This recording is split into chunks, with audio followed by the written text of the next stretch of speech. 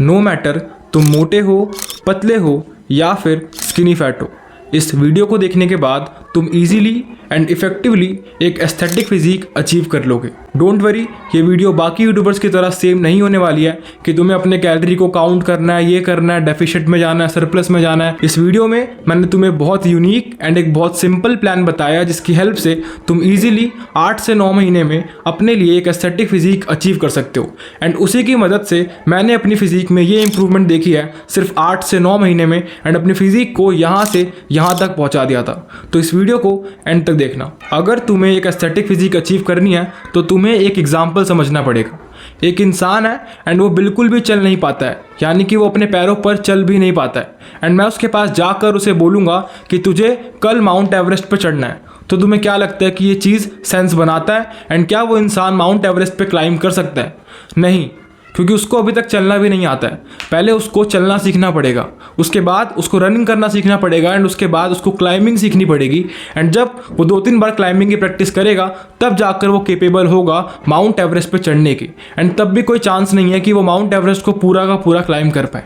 तो तुम कैसे ये सोचते हो कि अभी तक तुम्हें फिटनेस का एफ भी नहीं पता है, तुम जंक फूड खाते हो, अपने कैलोरी को काउंट नहीं करते हो, तुम्हें प्रोटीन इंटेक के बारे में नहीं पता है, वर्कआउट के बारे में नहीं पता है, एंड आज तुमने कोई वीडियो देखी एंड कल के कल तुम अपनी कैलोरीज को काउंट करोगे, अपने जिम में एक अच्छा वर्कआउट रूटीन फॉलो करोगे, 15-15, 20-20 सेट मारोगे, एंड उसके बाद तुम्हें 6 से 7 महीने में एक एस्थेटिक बॉडी मिल जाएगी।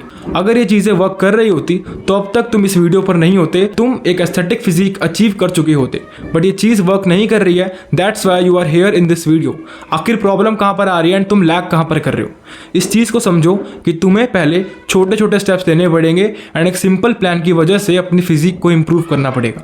अब मैं तुम्हारे लिए इस चीज़ को और सिंप्लीफाई कर देता हूँ एंड तुम्हें बहुत ईजिली 3 स्टेप्स बताता हूँ। तुम्हें सिर्फ इन 3 चीज़ों पर फोकस करनी है एंड तुम 8 से 9 महीने में एंड 1 साल में प्रॉपर अपनी फिजिक में बहुत सारी इंप्रूवमेंट देखोगे, एंड जो फिजिक तुम अचीव करना चाहते हो आराम से उसके 30-40% करीब पहुँच जाओगे। सबसे पहले आता है 1 मील रूल।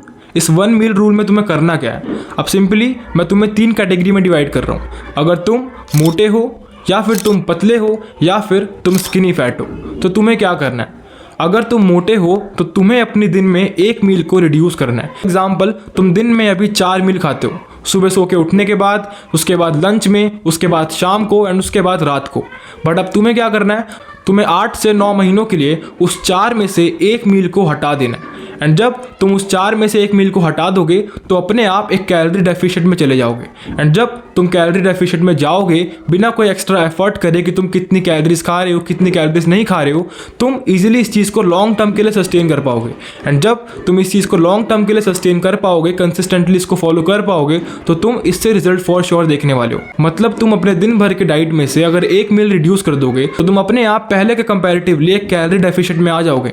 एंड जब तुम कैलोरी डेफिशिएंट में आ जाओगे तो अपने आप धीरे धीरे तुम्हारा वेट कम होता रहेगा एंड तुम्हारे मसल्स भी रिड्यूस नहीं होंगे क्योंकि तुमने ड्रास्टिकली खाना कम नहीं करा है।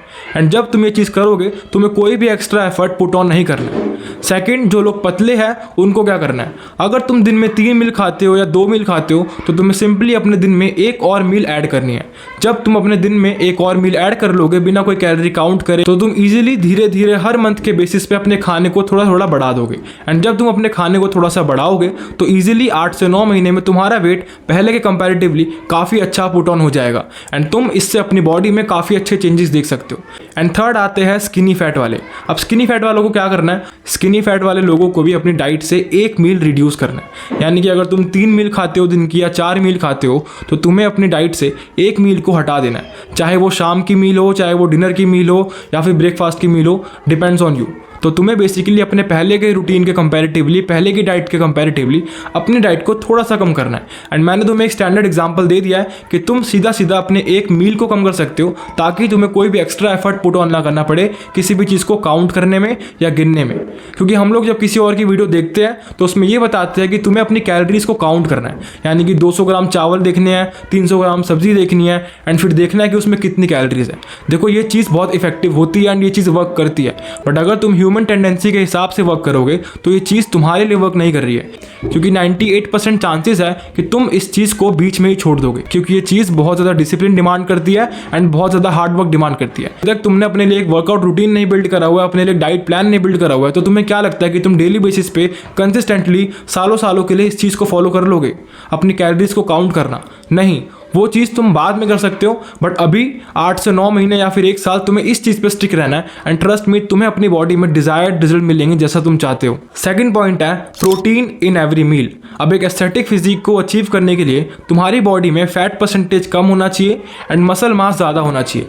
तो अब तुमने एक मील को रिड्यूस कर दिया है जिसकी वजह से तुम्हारी बॉडी में फैट परसेंटेज कम रहेगा, लेकिन साथ ही साथ तुम्हें अपने मसल को इंक्रीज करना है एंड बिल्कुल भी लूज नहीं होने देना है। Same goes with those person जो अपना वेट बढ़ा रहे हैं, तुम्हें अपनी बॉडी में फैट कम से कम पुट ऑन करना है एंड मसल ज़्यादा से ज़्यादा पुट ऑन करना है। तो अब तुम तीनों के लिए एक सिंपल सोल्यूशन है जिससे तुम अपनी बॉडी में से फैट कम कर सकते हो एंड मसल मास इंक्रीज कर सकते हो एंड मेंटेन कर सकते हो। तो अपनी बॉडी में मसल मास पुट ऑन करने के लिए, यानी कि अपनी बॉडी में मसल इंक्रीज करने के लिए या फिर मेंटेन करने के लिए तुम्हें प्रोटीन इंटेक को बढ़ाना पड़ता है। अब कितना बढ़ाना पड़ता है? सिंपली तुम्हारा जितना भी वेट है तुम या तो उतना प्रोटीन खा सकते हो या फिर तुम अपने बॉडी वेट से डबल प्रोटीन खा सकते हो। फॉर एग्जाम्पल तुम्हारा वेट 60 kg है, तो या तो तुम 60 kg प्रोटीन खाओ या फिर उससे ज़्यादा, या फिर तुम सीधा अपनी बॉडी वेट से डबल यानी कि 120 ग्राम प्रोटीन खा सकते हो।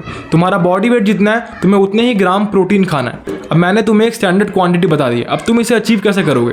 तुम्हें सिंपली अपने हर मील में प्रोटीन डालना ही डालना है। अगर तुम सुबह उठे हो तो अपने ब्रेकफास्ट में कोई ऐसी चीज़ ऐड करो जिसमें प्रोटीन है। अब मेरे पास बहुत सारे कमेंट्स आते हैं कि भाई बजट में प्रोटीन कैसे बनाए, बजट में प्रोटीन कैसे कंज्यूम करे। मैं उसके लिए एक सेपरेट वीडियो लेकर आऊँगा, बट इस वीडियो में मैं तुम्हें एक सिंपल सा स्टैंडर्ड आइडिया दे देता हूँ कि तुम कैसे अपने बॉडी वेट जितना या फिर अपने बॉडी वेट से थोड़ा सा ज़्यादा प्रोटीन इंटेक पूरा कर सकते हो।